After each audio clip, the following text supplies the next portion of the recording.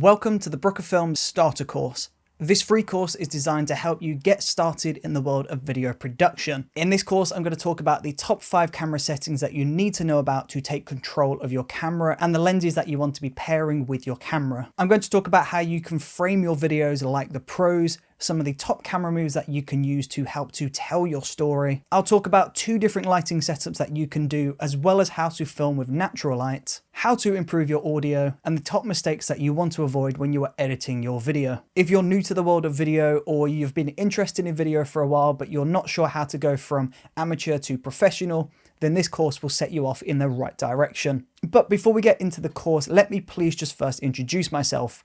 My name is Chris Brooker, and I'm a full-time video creator, YouTuber, teacher, and I've been making films for around 10 years now. I've made hundreds of music videos, I've created dance videos, documentaries, corporate, and so much more. And the techniques that you're going to see in this course are techniques that I use on a daily basis in my work. So hopefully after completing this course, your videos will look 1,000 times better. You'll be able to control the camera, create really cool lighting effects, have great sound quality, and so much more. So with all of that said and done, let's get into the course and let's begin making great videos.